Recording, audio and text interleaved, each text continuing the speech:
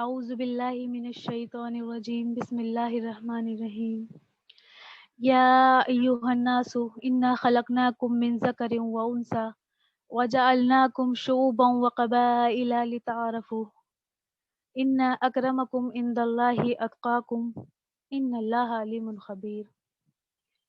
قالت الاعراب آمنا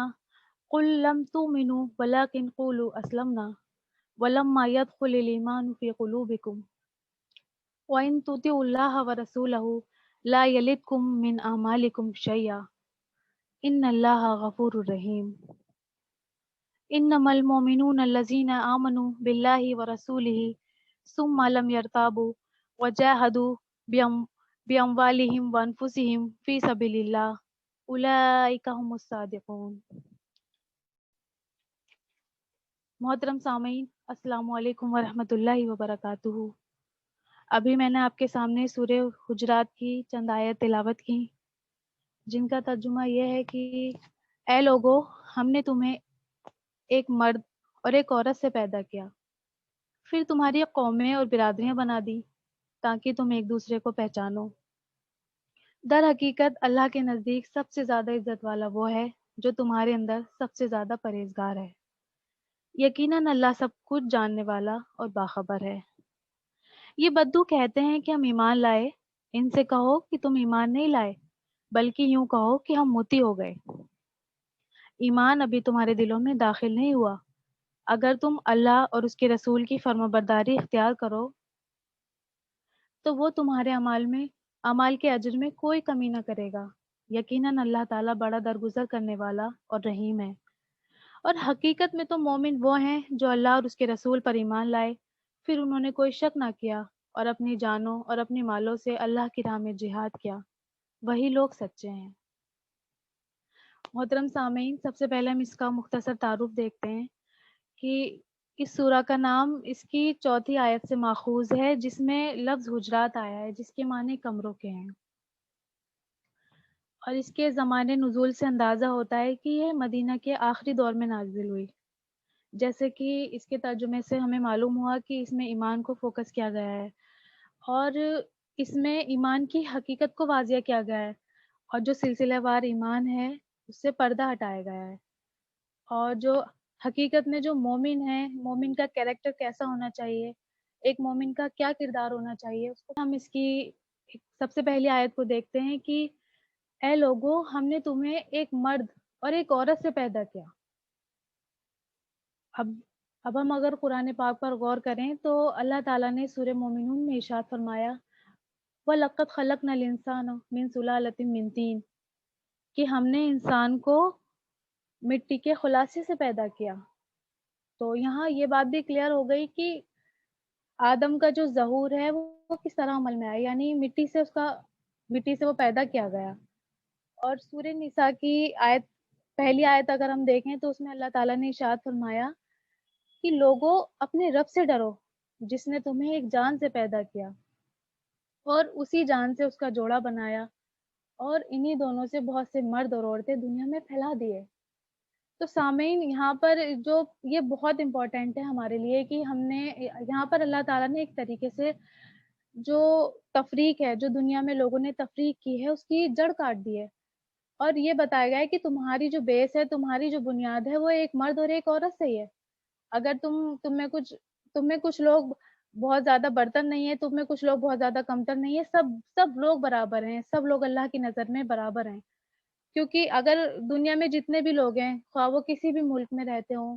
کسی بھی مذہب کو ماننے والے ہوں، کوئی بھی ان کا جو بھی تعارف ہو، لیکن اللہ تعالیٰ نے کیا کہا ہے کہ ہم نے سب کو ایک ہی مرد اور ایک ہی عورت سے پیدا کیا گیا، یعنی تم سب برابر ہو، تم میں کوئی تفریق نہیں ہے۔ لیکن اب سب سے پہلے ہم دیکھیں کہ یہاں پر سارے انسانوں کو مخاطب کیا گیا ہے، یعنی یا ایھا الناس، یعنی اے لوگوں، یہاں پہ خاص طور پر صرف مسلمانوں سے بات نہیں کی جا رہی ہے بلکہ سارے لوگوں کو مخاطب کر کے کہا گیا ہے، کیونکہ اب دیکھیں کہ قرآن نے ایک طرح سے اعلانیہ طور پر کہا ہے کہ اے لوگوں، ہم نے تمہیں پیدا کیا ہے ایک مرد اور ایک عورت سے۔ تو جب قرآن کسی چیز کا اعلان کرتا ہے تو اس کا کیا مطلب ہے کہ وہاں پہ کہیں نہ کہیں کوئی نہ کوئی چیز تھی جو وہاں پہ پیدا ہو رہی تھی، کوئی نہ کوئی وجہ تھی جس کی وجہ سے یہ اتنا بڑا اعلان کیا گیا۔ اللہ تعالیٰ نے اتنا بڑا اعلان کیا، یعنی کوئی تفریق تھی، کچھ نہ کچھ وہاں پہ چل رہا تھا۔ تو اللہ تعالیٰ نے اس تفریق کو ختم کرنے کے لیے سب سے پہلے بتایا کہ تم ایک ہی ہو۔ اور اگر ہم دیکھیں کہ اس وقت نہ صحیح، اگر ہم آج دیکھیں کہ قرآن کیونکہ آج ہم سے مخاطب ہے، جس ذیل میں یہ بات ہو رہی ہے، آج ہمارے یہاں بھی بہت لوگوں میں اونچ نیچ ان سب چیزوں کی بہت تفریق پائی جاتی ہے۔ تو آج قرآن ہم سے مخاطب ہے اور یہ جو بات کہی جا رہی ہے ڈائریکٹلی ہم سے کہی جا رہی ہے۔ یعنی تم کسی بھی خطے میں پائے جاتے ہو، کسی بھی مذہب سے تعلق ہو، جو بھی ہو، تم سب ایک ہی ہو۔ اور اس کے بعد کیا فرمایا گیا؟ کیونکہ قرآن یہ تعلیم دیتا ہے کہ ہم نے انسان کو عزت والا بنا کے بھیجا، کوئی تفریق ہے ہی نہیں۔ اور اس کے بعد فوراً بتا دیا گیا کہ اگر ہم نے تمہارے درمیان جو قومیں بنائی ہیں، جو برادریاں بنائی ہیں، وہ اس لیے بنائی ہیں تاکہ تم ایک دوسرے کو پہچان سکو۔ کیونکہ جو ہماری شکلیں مختلف ہیں، قومیں ہیں، ہمارے قبائل ہیں، ہمارے ممالک ہیں، وہ ایک پہچان کے لیے ہیں۔ یعنی ہم ایک دوسرے کو انٹروڈیوس کر سکیں، ہمارا ایک دوسرے کے سامنے تعارف ہو سکے، صرف پہچان کے لیے۔ لیکن کسی کو بھی کسی سے برتری حاصل نہیں ہے، کوئی بھی انسان کسی سے اونچا نہیں ہے، کوئی انسان کسی سے نیچا نہیں ہے۔ اب یہاں پہ ایک سوال بھی پیدا ہوتا ہے کہ جب سبھی برابر ہیں اللہ کی نگاہ میں، تو ہم کیوں ایسے کام کریں؟ مطلب کیا ایسا پیمانہ ہے جس سے ہم جان سکتے ہیں کہ اللہ کو کون پسند ہے؟ یعنی اللہ وہ کون سی چیز ہے، وہ کس چیز سے ہم جان سکتے ہیں کہ اللہ ہمیں پسند بھی کرتا ہے یا نہیں، یا پھر سب لوگ بالکل برابر ہیں اللہ کی نگاہ میں؟ تو یہاں فوراً قرآن، کیونکہ جب کوئی قرآن پاک کوئی سوال اٹھاتا ہے تو اس کا جواب بھی خود دیتا ہے، تو یہاں قرآن پاک نے اس چیز کا جواب دیا۔ فوراً کیا گیا کہ اللہ کی نگاہ میں سب سے زیادہ عزت والا وہ ہے جو تم میں سب سے زیادہ پرہیزگار ہو۔ دیکھیے اب ہم دیکھتے ہیں کہ ایک تصور ہے ملک کا، یہاں پر قبیلوں کا سسٹم ہے، قبائلی سسٹم ہے، یہاں پر لوگوں کو پیشے کے اعتبار سے جج کیا جاتا ہے اور تفریق کی جاتی ہے۔ یعنی کوئی انسان اپنے کام کے اعتبار سے، کیونکہ کام کوئی بھی غلط نہیں ہوتا ہے، ہر انسان اپنی روزی روٹی کماتا ہے، تو وہاں پر اگر لوگ اسی اعتبار سے اس کو کمتر سمجھتے ہیں۔ تو یہاں پر یہ بتا دیا گیا ہے کہ جو قرآن کی تعلیمات ہیں نا، وہ اس کے بالکل اس کے خلاف ہیں۔ یعنی اللہ کے نبی صلی اللہ علیہ وسلم نے جو تعلیمات دی ہیں اور جو قرآن کی جو تعلیمات ہیں، وہ اس کے بالکل برخلاف ہے جو کہ آپ بیان کر رہے، جو کہ آپ کرتے ہو۔ اب جو چیزیں قرآن نے بیان کی ہیں، اللہ کے نبی صلی اللہ علیہ وسلم کی زندگی سے بھی اس کی وضاحت ملتی ہے۔ اللہ کے نبی صلی اللہ علیہ وسلم نے اپنے آخری خطبے میں اس طرح لوگوں کو مخاطب کیا کہ اے لوگو، آگاہ ہو جاؤ، یقیناً تمہارا رب بھی ایک ہے، تمہارا باپ بھی ایک ہے۔ خبردار، کسی عربی کو کسی اجمی پر اور کسی اجمی کو کسی عربی پر کوئی فضیلت نہیں، نہ کسی گورے کو کسی کالے پر اور نہ کسی کالے کو کسی گورے پر۔ اللہ کے نزدیک فضیلت کی بنیاد صرف اور صرف تقویٰ ہے۔ یعنی اب یہ سب چیزیں بتا دی گئی، اور کیا بتا دے گا؟ یعنی وہ جو اللہ کی نگاہ میں جو ایک معیار ہے وہ تقویٰ ہے۔ یعنی ایک اگر ہم اپنے آپ کو ناپنا چاہیں، یہ جاننا چاہیں کہ ہم اللہ کے پسندیدہ ہیں یا نہیں، تو وہ جو معیار ہے وہ ایک تقویٰ ہے۔ اب آگے بتا دے گا ان اللہ علیم خبیر، کہ بے شک اللہ تعالیٰ سب کچھ جاننے والا ہے۔ ایسا نہیں کہ وہ بات بتانے کے بعد خاموش ہے، یہاں پہ ایک طرح سے وارننگ دی گئی ہے۔ یعنی جو باتیں بھی اب آپ کے علم میں آئی ہیں نا، اب آپ کو ایکسیپٹ کرنا ہے۔ ایسا نہیں کہ اگر آپ نے اللہ کے بنائے ہوئے ضابطے میں اگر تھوڑی سی بھی گڑبڑ کی تو اللہ تعالیٰ سب چیز جان بھی رہا ہے اور اس پر نگاہ رکھے ہوئے ہے، کیونکہ سب چیز تو آپ کے علم میں دے دی ہے کہ یعنی شروعات کہاں سے ہوئی، اور ایک ہی نسل ہے آپ کی، اور اگر آپ دنیا میں پھیل گئے تو اسی مناسبت سے کہیں آپ کا رنگ گورا ہو گیا، کہیں کالا ہو گیا، کہیں آپ کا کی ہائٹ بہت زیادہ لمبی ہو گئی، کہیں آپ چھوٹے ہو گئے، تو یہ ایک پہچان بن گئی، اسی طرح ممالک بن گئے۔ لیکن یہ سب صرف ایک سسٹم ہے۔ اصل جو چیز ہے جو اللہ تعالیٰ کو پسند ہے وہ تقویٰ ہے۔ اس میں اگر ہم غور کریں تو اللہ تعالیٰ نے نسب کا تعارف دیا اور تفریق کو ختم کر دیا اور عزت کا معیار بھی بتا دیا۔ یہاں پہ ہم غور کریں کہ دیکھیے آج کل جو ہمارے حالات ہیں، مسلمانوں میں وہ کردار پیدا ہی نہیں ہو پاتا جو قرآن چاہتا ہے۔ قرآن جس طرح سے لوگوں کی اصلاح کرتا ہے، اللہ کے نبی صلی اللہ علیہ وسلم کی زندگی سے جو تعلیمات ملتی ہیں، ہم ان سے بہت دور ہیں۔ ہم اپنے آپ کو بہت برتر سمجھنے لگتے ہیں، اس بات کو جانتے ہوئے بھی کہ ہماری حقیقت کیا ہے، کہ ہم مٹی سے پیدا ہوئے ہیں اور ہمیں ایک دن اسی مٹی میں جانا ہے۔ موت بھی حقیقت ہے، یہ بات بھی خود قرآن نے کہی ہے۔ ہر چیز کو جانتے بوجھتے ہمارے اندر وہ چیز پیدا ہی نہیں ہو پا رہی ہے جو اللہ تعالیٰ کو مطلوب ہے۔ تو اب ہم آگے کی طرف آتے ہیں، آگے آیت دیکھتے ہیں کہ قالت الاعراب آمنا، کہ یہ بدو کہتے ہیں کہ ہم ایمان لائے، قل لم تؤمنوا ولکن قولوا اسلمنا، ان سے کہو کہ تم ایمان نہیں لائے ہو، بلکہ یہ کہو کہ ہم تو مطیع ہو گئے ہیں، ہم تو سرنڈر ہو گئے ہیں۔ یعنی یہ وہ کیا مقام ہے جہاں پر یہ آیت گفتگو کر رہی ہے، یعنی وہ لوگ جو اس وقت کہتے تھے جب اسلام کو طاقت مل گئی تھی، جب اللہ کے نبی صلی اللہ علیہ وسلم نے جب مکہ میں دعوت دی تھی تو وہاں پر اسلام قبول کرنا بہت مشکل تھا، وہاں پہ اگر کوئی اسلام قبول کرتا تھا تو اس کے لیے بہت مشکل تھا، لوگ اس کے مخالف ہو جاتے تھے،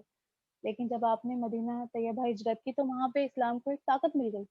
اور وہاں پہ اسلام ایک ایسا منظم طور پر پیش کیا کہ جو لوگ اسلام قبول نہیں کرتے تھے ان کے لیے مشکل آتی تھی، کیونکہ جب اسلام مکمل طور پر پیش کیا گیا تو لوگ فوج در فوج داخل ہونے لگے اسلام میں،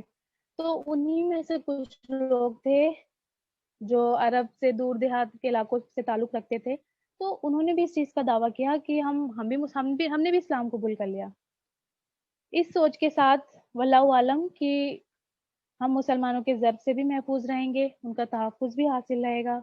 اور انہوں نے اس چیز کا اقرار کر لیا کہ آمنا، کہ یعنی ہم ایمان لے آئے اور اس جماعت میں اپنے آپ کو شامل کرا لیا۔ لیکن اللہ تعالیٰ نے کیا کیا؟ اللہ تعالیٰ نے پھر اس کی تردید کر دی، بالکل انکار کر دیا کہ آپ نے ابھی تو ایمان آپ کے دل میں ہے ہی نہیں، آپ یہ کہہ ہی نہیں سکتے، آپ یہ بات کہہ ہی نہیں سکتے کہ آپ نے ایمان قبول کیا ہے۔ تو اب جب ہم اپنے اوپر غور کریں، دیکھیے اب اس وقت کے جو لوگ تھے انہوں نے جس بھی حالات سے جیسے بھی اپنے آپ کو اس چیز کا دعویٰ کیا تھا کہ وہ مومن ہیں، آج اگر ہم اپنے آپ کو دیکھیں، ان کا جو ایمان تھا وہ کیا تھا؟ انہیں بہت بحالت مجبوری انہوں نے ایمان قبول کیا تھا، انہوں نے اپنے آپ کو اس طرح سے شو کیا تھا، اس طرح سے ظاہر کیا تھا۔ آج ہم دیکھیں کہ ہم بھی تو اسی طرح کا طرز عمل اپنا رہے ہیں، کیا ہمارے دل میں ایمان ہے؟ کیونکہ یہ آیت اب اس وقت ہم سے مخاطب ہے اور ہمیں اس چیز کا احساس دلا رہی ہے کہ جس چیز کو آپ ایمان کہتے ہو وہ ایمان ہے نہیں، کیونکہ ہم بھی اس چیز کا اقرار کرتے ہیں، ہم بھی تو یہی کہتے ہیں نا کہ ہم مومن ہیں اور اپنے آپ کو اعلانیہ طور پر ہم مومن ثابت کرتے ہیں، لیکن اللہ تعالیٰ نے بالکل صاف کہہ دیا، اس آیت میں ہی بتا دیا کہ آپ مومن ہو ہی نہیں، ولیکن قولوا اسلمنا، بلکہ آپ نے تو اطاعت قبول کی ہے، آپ کا جو طرز عمل ہے وہ مومن والا ہے ہی نہیں، اور یہ بات کیونکہ آپ جانتے ہی نہیں ہو کہ ایمان کیا ہے، ہم دعوے دار تو ہیں لیکن ایمان اصل میں کیا ہے، ہماری زندگی سے اس کا کیا تعلق ہے، ہماری زندگی میں وہ کیا تبدیلی لے کر آتا ہے، ہم اس چیز سے بالکل دور ہیں۔ ایمان کے بارے میں اگر ہم جانیں تو امور غیب کے بارے میں انبیاء انبیاء علیہ السلام نے ہمیں جو خبر دی ہیں اس کا زبان سے اقرار کرنا اور دل سے اس کی تصدیق کرنا ایمان کہلاتا ہے۔ اب دیکھیے ایمان اتنی امپورٹنٹ کہ جس چیز کو بھی اللہ کے رسول نے جو غیب کی باتیں ہم تک پہنچائی ہیں اس کا سب سے پہلے ہم اس پر زبان سے اس کا اقرار کریں، پھر دل سے بھی اس کی تصدیق کریں۔ اب یہاں پہ بھی اس کی دو قسمیں ہیں، ایک تو ایمان ہوتا ہے قانونی ایمان اور ایک ایمان ہوتا ہے حقیقی ایمان۔ قانونی ایمان تو ایک طرح سے یا تو بحالت مجبوری جو قبائلی لوگ تھے انہوں نے قبول کیا تھا، اس ایمان کی ایک قسم یہ بھی ہے کہ اس ایمان میں لوگ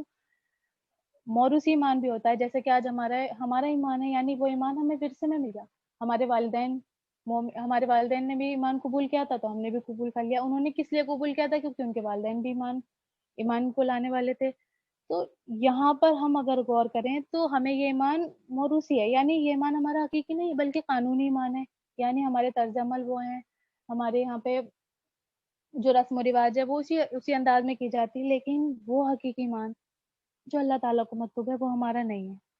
اور عام طور پر ہمارے یہاں جو ایمان ہے وہ یہی ہے کہ یعنی فقہی ایمان ہے یا پھر وہ ایمان ہے جو بحالت مجبوری ہوتا ہے، لیکن حقیقی ایمان جو اللہ کو مطلوب ہے اور جس میں ہماری نجات مضمر ہے، جس میں ہماری کامیابی چھپی ہوئی ہے، وہ حقیقی ایمان کیا ہے؟ تو وہ حقیقی ایمان آگے اللہ تعالیٰ نے بیان کر دیا، اللہ تعالیٰ نے اس چیز کو واضح کر دیا، یعنی جس چیز کو تم کہہ رہے ہو وہ تو نہیں ہے ایمان، اصل میں یہ حقیقی ایمان نہیں ہے بلکہ یہ وہ چیز ہی نہیں ہے جو اللہ کو مطلوب ہے، یہ تو صرف اطاعت ہے، یعنی آپ نے صرف سرنڈر کر دیا۔ کبھی کبھی ہمارے ساتھ ایسا ہوتا ہے کہ کچھ چیزیں ہم بحالت مجبوری کرتے ہیں، اس کا ایگزامپل ہم اس طرح لے سکتے ہیں کہ اگر مان لیجیے ہمارے گھر میں کوئی اچانک سے کوئی حملہ ہو گیا، کوئی ڈاکو آ گئے اور انہوں نے ہم اس کنڈیشن میں کہ انہوں نے ہمیں ڈرایا یا پھر کسی بھی طرح سے ہم یہ کہا کہ ہم کسی بھی طرح سے ہمیں ٹارچر کیا، تو اب ہم کیا کریں گے؟ ہم ان کے آگے سرنڈر کر دیں گے اپنے آپ کو، اپنی جان کی وجہ سے، اپنی اولاد کی وجہ سے، لیکن وہ کیا ہوگا، ہمارا دل نہیں ہوگا اس میں، لیکن ہم صرف بحالت مجبوری کریں گے جہاں پہ ہمیں کسی بھی چیز کی ضرورت آئے گی۔ تو اس آیت میں یہ کہا گیا ہے کہ ایمان تو ابھی دلوں میں داخل ہی نہیں ہوا ہے، وہ چیز ابھی آئی ہی نہیں ہے جس کا ابھی آپ نے دعویٰ کیا ہے۔ اب اس آیت میں یہ بتا دے گا ہے کہ حقیقی ایمان کون سا نہیں ہوتا، یعنی جس چیز کو آپ ابھی بیان کر رہے ہو نا، یہ حقیقی تو ہے ہی نہیں۔ اس والی یہ جو آیت نمبر 14 اس میں بتا دیا گیا ہے کہ آپ جس چیز کا دعویٰ کر رہے ہو یہ ایمان ہے ہی نہیں، بلکہ ابھی تو اطاعت ہے۔ ایمان کی تعریف ابھی اس میں بتائی نہیں گئی،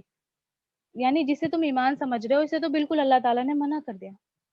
اب ذرا ہم یہ سوچیں کہ ہماری پوری زندگی ہم نے یہ سوچ کر گزار لی کہ ہم تو مومن ہیں اور حقیقت کچھ اور ہی ہے۔ ہمارے سامنے یہ چیز سامنے آئی کہ ہم جو کچھ بھی کر رہے ہیں وہ تو حقیقت ہے ہی نہیں، اللہ تعالیٰ کی طرف سے تو اس کی تردید ہو گئی۔ تو اب ہم کیا کریں گے؟ ہم یہاں پر مایوس ہو جائیں گے کہ ہم نے ابھی تک جو بھی عمل کیا یا پھر ہماری وہ حقیقت تو ہمارے سامنے آیا ہوئی نہیں تھی۔ تو اللہ تعالیٰ نے مایوسی نہیں بلکہ اس کے فوراً بعد ہی دوسری آیت کی وضاحت کر دی، جو کہ ہمارے لیے آج کا ہمارا ٹاپک ہے، جو کہ بہت امپورٹنٹ ہے۔ اب یہاں پر اللہ تعالیٰ نے حقیقی ایمان کو بتایا اور اللہ تعالیٰ نے ارشاد فرمایا انما المؤمنون الذین آمنوا باللہ ورسولہ ثم لم یرتابوا، یعنی مومن تو وہ ہیں جو ایمان لائیں اللہ پر اور اس کے رسول پر اور پھر شک میں نہ پڑے۔ یعنی ابھی جس ایمان کا ذکر ہو رہا تھا، یعنی جو شعوری ایمان ہے، یعنی جو حقیقی ایمان ہے، وہ ایمان جو اللہ کو مطلوب ہے، یہاں پر اب اس کا ذکر ہے۔ یعنی پختہ ایمان، حقیقی ایمان، یعنی وہ کون سا ایمان ہے؟ اب سب سے پہلے ہم لائیں گے، ہم غور کریں گے کہ یعنی وہ لوگ جو ایمان لائیں اللہ پر۔ اب اللہ پر ایمان لانے کا کیا تقاضا ہے؟ یعنی ہم اللہ پر ایمان لائیں، یعنی ہماری پوری زندگی اللہ کے احکام کو پورا کرنے میں گزرے، یعنی جن چیزوں کا اللہ نے ہمیں حکم دیا ہے ہم ان چیزوں کو اپنی زندگی میں کریں، چاہے وہ ہمارے نفس کو کتنے ہی گرا گزرے، چاہے وہ ہمارے رشتہ داروں کو کتنے ہی غلط لگے، چاہے وہ ہمارے گھر والوں کو پسند نہ آئے، لیکن ہم اس چیز کو کریں جس کا اللہ نے ہمیں حکم دیا ہے۔ آج اگر ہم اپنا تزکیہ کریں تو کیا ہم ایسا کرتے ہیں؟ کیا واقعی جس ایمان کے ہم دعوے دار ہیں ہم اس کا حق ادا کر رہے ہیں؟ ہم اللہ پر ایمان لانے کا حق ادا کر رہے ہیں؟ کیونکہ ایک بار کا ایک حدیث ہمیں ملتی ہے کہ ایک بار ایک صحابی نے اللہ کے نبی صلی اللہ علیہ وسلم سے پوچھا تھا کہ اللہ کے نبی مجھے کوئی ایسی بات بتا دیجیے جس کے بعد مجھے کسی اور چیز کی ضرورت ہی نہ پڑے اللہ کے لیے۔ تو اللہ کے نبی صلی اللہ علیہ وسلم نے ارشاد فرمایا تھا آمنت باللہ ثم استقم، کہ آپ ایمان لاؤ اللہ پر اور پھر اس پر جم جاؤ، یعنی کسی بھی قسم کا شک نہ ہو۔ ہم یہ دیکھیں کہ ہمارے ساتھ تو اگر تھوڑی سی بھی الجھن ہوتی ہے، تھوڑی سی بھی پریشانی ہوتی ہے تو ہم شک و شبہ میں مبتلا ہو جاتے ہیں، ہمارا ایمان کمزور پڑنے لگتا ہے۔ جہاں پر ہمیں اللہ تعالیٰ سے اور زیادہ قربت کا احساس ہونا چاہیے، جہاں پہ ہمیں اللہ تعالیٰ کو اور زیادہ مضبوطی کے ساتھ اپنے اوپر اللہ تعالیٰ کو اور مضبوطی کے ساتھ سمجھنا چاہیے، تو وہاں پر ہی ہمارا ایمان کمزور پڑ جاتا ہے اور وہیں پر ہی ہم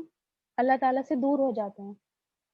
اور اللہ پر ایمان لانے کے بعد ہماری زندگی میں جو تبدیلیاں آتی ہیں، اللہ پر ایمان لانے کے بعد ہمارے معاشرے پہ کیا اثرات پڑتے ہیں، یعنی ہمارے اندر، کیونکہ جب ہم نے کہہ دیا کہ ہم اللہ کے سارے احکاموں کو مانیں گے تو ہمارے اندر کیا کیا چیزیں کیا کیا چیزیں ہونی چاہیے، اللہ تعالیٰ نے کس چیز کا حکم دیا ہے،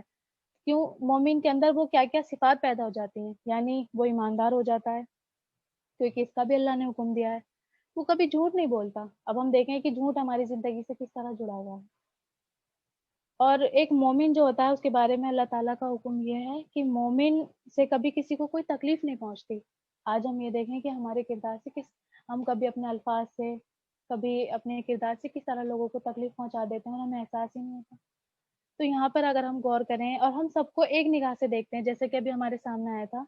کہ ہم نے ایک ہی آدم سے پیدا کیا، سب لوگ برابر ہیں۔ اب اگر کوئی انسان تقوی کے اعتبار سے اللہ کے نزدیک ہے تو وہ اللہ کا اور اس کا معاملہ ہے، لیکن ہم اس کو جج نہیں کر سکتے، ہم یہ نہیں کہہ سکتے کہ کون انسان افضل ہے، کون انسان کمتر ہے۔ اس کے علاوہ جو مومن ہوتا ہے اس کے اندر خدا کا ڈر پیدا ہو جاتا ہے، خدا کا خوف پیدا ہو جاتا ہے۔ تو یہی وہ ساری چیزیں ہیں جو اللہ پر ایمان لانے کے بعد ہماری زندگی میں ہونی چاہیے۔ تو اگر ہم اپنے اوپر غور کریں تو یہ ان میں سے تو ایک بھی چیز نہیں ہے۔ ان کا ہماری زندگی میں ہماری جو زندگی پریکٹیکل لائف جو ہے ہماری وہ اس سے بالکل ہی متاثر نہیں ہوتی. صرف ہم الفاظ کی حد تک ایک دوسرے کو سمجھانے کی حد تک ہم اس بات کو رکھتے ہیں، لیکن ہماری جو زندگی ہے، جو ہماری ذاتی زندگی ہے، عملی زندگی ہے، ہم اس میں اس کو بالکل شامل ہی نہیں کرتے. اب دوسری بات بتائی کہ ایمان لائیں اللہ پر اور رسولوں پر. یعنی اللہ پر ایمان لانے کے بعد جو دوسری چیز ہمارے اوپر لازم ہوتی ہے وہ ہے رسولوں کی، اللہ کے نبی صلی اللہ علیہ وسلم پر بھی ایمان لانا. اب اللہ کے نبی پر ایمان لانے کا مطلب کیا ہے کہ ہم اللہ کے نبی کو فالو کریں. یعنی آپ کی زندگی کیسی تھی، آپ کے اخلاق کیسے تھے، آپ کے کردار، آپ لوگوں سے کس طرح کے معاملات کرتے تھے، آپ کا لوگوں کے ساتھ کیا رویہ ہوتا تھا، اگر کوئی آپ پر ظلم کرتا تھا تو آپ اس کو کیا جواب دیتے تھے، اگر آپ کے پاس کوئی علم سیکھنا آتا تھا تو آپ کا کیا طرز عمل تھا، آپ اپنی اولاد کی تربیت کس طرح کرتے تھے، تو یہ آپ اپنے بڑوں سے کس طرح پیش آتے تھے. یہی ساری چیزیں ہیں. کیونکہ اللہ تعالیٰ نے قرآن پاک میں اس چیز ارشاد فرما دیا کہ قل ان کنتم تحبون اللہ فاتبعونی یحببکم اللہ. یعنی اے نبی ان سے کہہ دیجئے کہ اگر وہ اللہ سے محبت کرتے ہو، اگر تم اللہ سے محبت کرتے ہو تو تم میری اطاعت کرو، اللہ تم سے خود بخود محبت کرنے لگے گا. تو وہ چیز کیا ہے، یعنی اللہ کس طرح محبت کرنے لگے گا، وہ چیزیں کب پیدا ہوں گی جب ہم اللہ کے رسول کی اطاعت کریں گے. وہ ساری زندگی، وہ ساری ان کی جو زندگی تھی، ان کا جو طرز عمل تھا، ہم اسے اپنی زندگی میں لے کر آئیں گے جب بھی وہ چیز پوری ہوگی. کیونکہ اگر ہم صرف زبانی طور پر، کیونکہ ایمان کا تقاضا جو کہ ابھی ہم نے جانا تھا، تو وہ اقرار باللسان یعنی زبان سے اقرار کرنا اور دل سے بھی اس کی تصدیق کرنا اور پھر بعد میں اپنے عمل سے بھی اس کو ثابت کرنا ہے. تو اللہ کے نبی صلی اللہ علیہ وسلم کی زندگی میں جو بھی مشکلات آتی تھی، آپ کی زندگی میں کیا رویہ ہوتا تھا، آپ کا اللہ سے کیا تعلق تھا، وہی ساری چیزیں ہمیں اپنی زندگی میں لے کر آنی ہے. کیونکہ ایمان محض دعوے کا نام نہیں ہے، ایمان اپنے ساتھ عمل صالح کا تقاضا کرتا ہے، جو کہ آگے کی آیت میں جو ہم نے دیکھا کہ وہ لوگ ایمان لاتے ہیں اللہ پر اور اس کے رسول پر اور شک نہیں کرتے. دیکھیں اللہ کے نبی صلی اللہ علیہ وسلم کی زندگی سے ایک واقعہ اور ملتا ہے کہ جب آپ غار ثور میں آپ نے پناہ لی تھی، دشمن بالکل سامنے آ گئے تھے. اس وقت حضرت ابوبکر صدیق نے کہا تھا کہ اللہ کے نبی دشمن سامنے آ گئے، اب ہم کیا کریں. تو اللہ کے نبی صلی اللہ علیہ وسلم بالکل مطمئن ہو کر آپ نے ارشاد فرمایا کہ لا تحزن ان اللہ معنا، کہ آپ بالکل مت ڈرو، اللہ ہمارے ساتھ ہے. تو یہ ہے وہ، یعنی بالکل ثم لم یرتابوا کی بالکل شک نہیں تھا انہیں، بالکل خوف نہیں تھا، بالکل ڈر نہیں تھا، یہ تھا کہ اللہ تعالیٰ تو مدد کرے گا. تو ہمیں بھی ہر حال میں اللہ تعالیٰ پر ایمان رکھنا چاہیے، اللہ تعالیٰ پر یقین ہونا چاہیے. اور ہم اپنی زندگی میں دیکھیں، عملی زندگی ہماری اس سے بالکل دور ہے. تو اب اس کے جو عملی شکل ہے، ابھی تک تو ہم نے دعویٰ کیا، یہ ہمارے دل تک کی بات ہو گئی. اب جو آگے بات آتی ہے وَجَاهَدُوا بِأَمْوَالِهِمْ وَأَنفُسِهِمْ فِي سَبِيلِ اللَّهِ، یعنی وہ جہاد کرتے ہیں، وہ کوشش کرتے ہیں اللہ کے راستے میں اپنی جان سے اور اپنی مال سے. یہ دو چیزیں رکھ دی گئی سامنے، یعنی یہ وہ دو چیزیں ہیں جو انسان کو بہت محبوب ہوتی ہیں. ایک انسان کو اپنی جان اور ایک انسان کو اپنا مال، یہ دونوں چیزیں بہت انسان کے لیے اہمیت رکھتی ہیں. اور انہی دونوں چیزوں کا تقاضا کیا، اگر اللہ سے محبت کرتے ہو تو ان کو قربان کر دو. یہ چیزیں بھی تمہارے لیے کوئی اہمیت نہیں رکھنی چاہیے. تو جہاں پر بھی ضرورت پڑتی ہے، جہاں پر بھی کبھی بھی تمہاری ضرورت پڑے تو تم اس چیز کو بالکل قربان کر دو. یہ ہے بہت امپورٹنٹ بات جو اس میں بتائی گئی ہے. یعنی دعویٰ تو آپ کر رہے ہو ایمان کا، اور کوشش بھی کرنی ہے ساتھ میں، کیونکہ جیسے کہ سورہ اسر میں ہے کہ تمام انسان خسارے میں سوائے ان لوگوں کے جو ایمان لے کر آتے ہیں پھر عمل صالح کرتے ہیں. یہ ساری چیزیں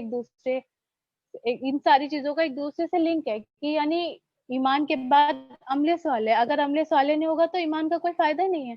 تو ایمان کے بعد ہم کس طرح سے کوشش کر سکتے ہیں اپنے مال سے، اپنی جان سے.